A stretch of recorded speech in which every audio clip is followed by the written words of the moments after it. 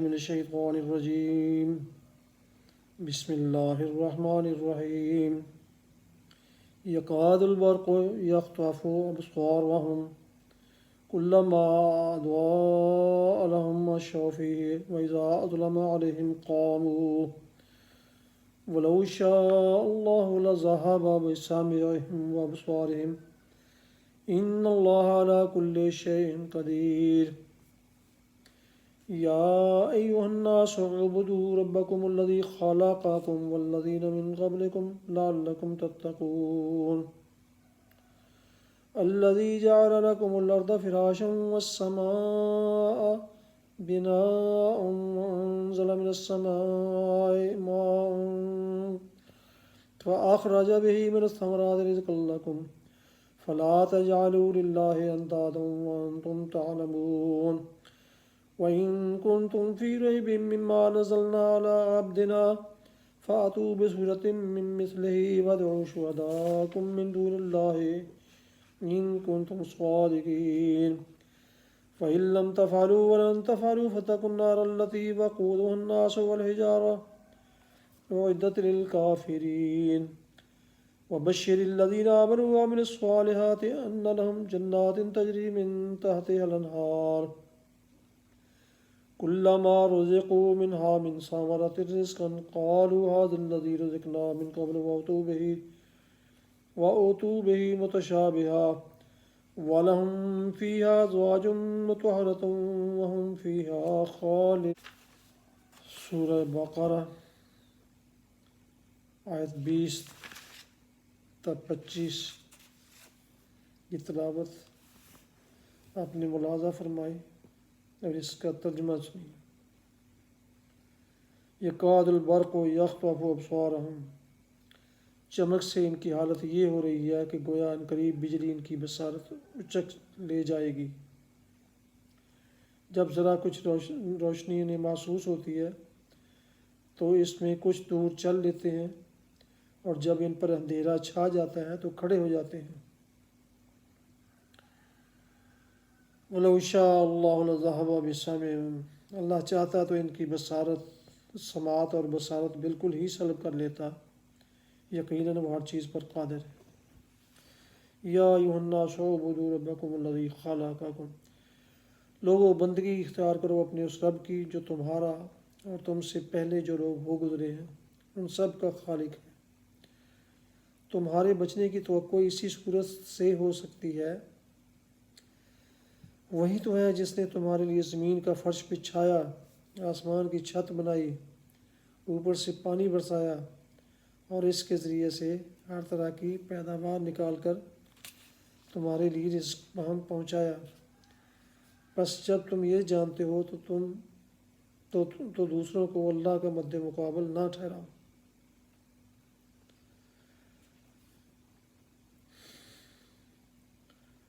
وَإِن كُنتُمْ فِي رَيْبٍ مِّمَّا نَزَّلْنَا عَلَىٰ عَبْدِنَا، اور اگر تمہیں اس امر میں شک ہے کہ یہ کتاب جو ہم نے اپنے بندے پر اتاری ہے یہ ہماری ہے یا نہیں، تو اس کے مانند ایک ہی صورت بنا لاؤ اور اپنے سارے ہم نواؤں کو بلا لو،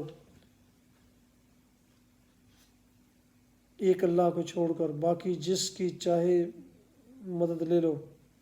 اگر تم سچے ہو تو یہ کام کر کے دکھاؤ. لیکن اگر تم نے ایسا نہ کیا اور یقیناً کبھی نہیں کر سکتے تو ڈرو اس آگ سے جس کا ایندھن بنے گا انسان اور پھر پتھر جو مہیا کی گئی ہے منکرین حق کے لیے. وَبَشِّرِ الَّذِينَ آمَنُوا وَعَمِلُوا الصَّالِحَاتِ، اور اے پیغمبر جو لوگ اس کتاب پر ایمان لے آئیں اور اس کے مطابق اپنے عمل درست کر لیں انہیں خوشخبری دے دو کہ ان کے لیے ایسے باغ ہیں جن کے نیچے نہریں بہتی ہوں گی.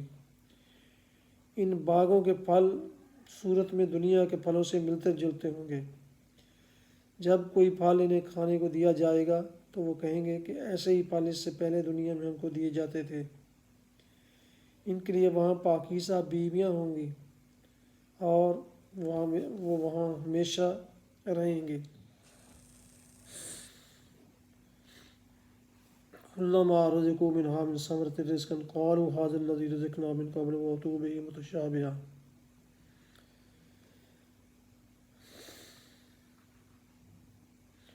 یعنی نرالے اور اجنبی پھل نہ ہوں گے جن سے وہ مانوس ہوں، شکل میں انہی پھلوں سے ملتے جلتے ہوں گے جن سے وہ دنیا میں آشنا تھے، البتہ لذت میں وہ ان سے بدرجہ زیادہ بڑھے ہوئے ہوں گے۔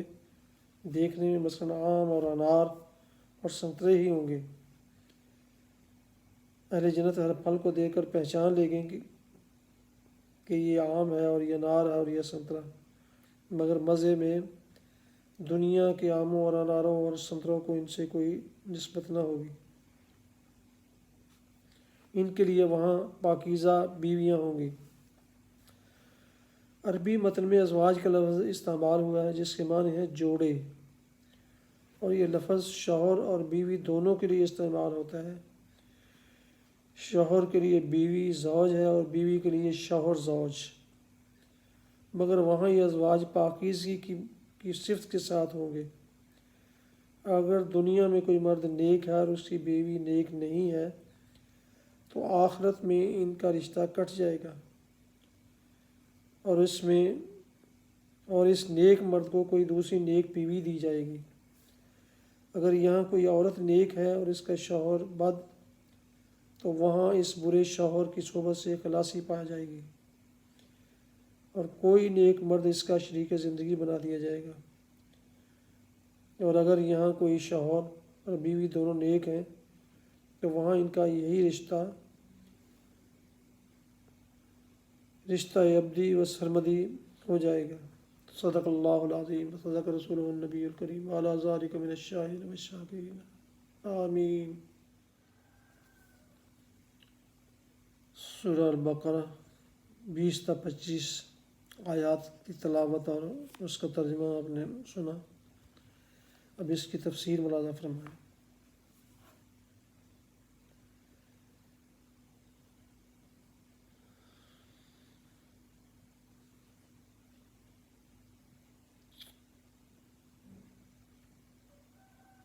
اور جب ان پر اندھیرا چھا جاتا تو کھڑے ہو جاتے ہیں۔ پہلی مثال ان منافقین کی تھی جو دل میں قطعی منکر تھے اور کسی غرض و مصلحت سے مسلمان بن گئے تھے، اور یہ دوسری مثال ان کی ہے جو شک اور تذبذب اور ضعف ایمان میں مبتلا تھے۔ کچھ حق کے قائل بھی تھے مگر ایسی حق پرستی کے قائل نہ تھے کہ اس کی خاطر تکلیفوں اور مصیبتوں کو بھی برداشت کر جائیں۔ اس مثال میں بارش سے مراد اسلام ہے جو انسانیت کے لیے رحمت بن کر آیا۔ اندھیری گٹھا اور کڑک اور چمک سے مراد مشکلات و مصائب کا وہ ہجوم اور وہ سخت مجاہدہ ہے جو تحریک اسلامی کے مقابلہ میں اہل جاہلیت کی شدید مزاحمت کے سبب سے پیش آ رہا تھا۔ مثال کے آخری حصہ میں ان منافقین کی اس کیفیت کا نقشہ کھینچا گیا ہے کہ جب معاملہ ذرا سہل ہوتا ہے تو یہ چل پڑتے ہیں، اور جب مشکلات کے دل بادل چھانے لگتے ہیں یا ایسے احکام دیے جاتے ہیں جن سے ان کی خواہشات نفس اور ان کے تعصبات جاہلیت پر ضرب پڑتی ہے تو ٹھٹک کر رہ جاتے ہیں، ٹھٹک کر کھڑے ہو جاتے ہیں۔ اللہ چاہتا تو ان کی سماعت اور بصارت بالکل ہی سلب کر لیتا، یعنی جس طرح پہلی قسم کے منافقین کا نور بصارت اس نے بالکل سلب کر لیا، اسی طرح اللہ ان کو بھی حق کے لیے اندھا بہرا بنا سکتا تھا، مگر اللہ کا یہ قاعدہ نہیں ہے کہ جو کسی حد تک دیکھنا اور سننا چاہتا ہو اسے اتنا بھی نہ دیکھنے سننے دے۔ جس قدر حق دیکھنے اور حق سننے کے لیے تیار تھے اسی قدر سماعت و بصارت اللہ نے ان کے پاس رہنے دی۔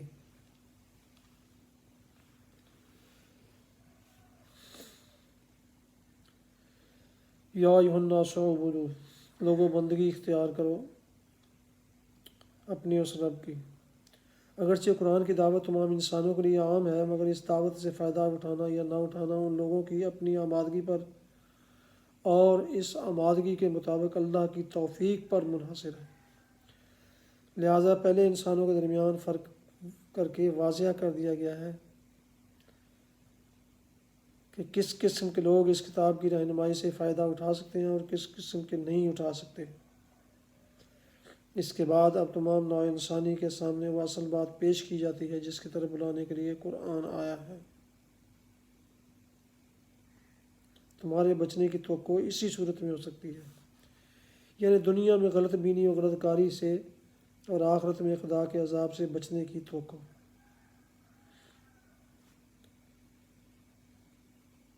بس جب تم یہ جانتے ہو تو دوسروں کو اللہ کا مد مقابل نہ ٹھہراؤ، یعنی جب تم خود بھی اس بات کے قائل ہو اور تمہیں معلوم ہے کہ سارے کام اللہ ہی کے ہیں، تو پھر تمہاری بندگی اسی کے لیے خاص ہونی چاہیے۔ دوسرا کون اس کا حقدار ہو سکتا ہے کہ تم اس کی بندگی بجا لاؤ؟ دوسروں کو اللہ مد مقابل ٹھہرانے سے مراد یہ ہے کہ بندگی و عبادت کی مختلف اقسام میں سے کسی قسم کا رویہ خدا کے سوا دوسروں کے ساتھ برتا جائے۔ آگے چل کر خود قرآن ہی سے تفصیل کے ساتھ معلوم ہو جائے گا کہ عبادت کی وہ اقسام کون کون سی ہیں جنہیں صرف اللہ کے لیے مخصوص ہونا چاہیے، اور جن میں دوسروں کو شریک ٹھہرانا وہ شرک ہے جسے روکنے کے لیے قرآن آیا ہے۔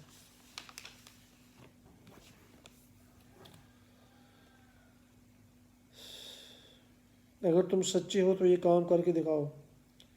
اس سے پہلے مکے میں کئی بار یہ چیلنج دیا جا چکا تھا کہ اگر تم اس قرآن کو انسان کی تصنیف سمجھتے ہو تو اس کے مانند کوئی تصنیف کر کے دکھاؤ۔ اب مدینے پہنچ کر پھر اس کا اعادہ کیا جا رہا ہے۔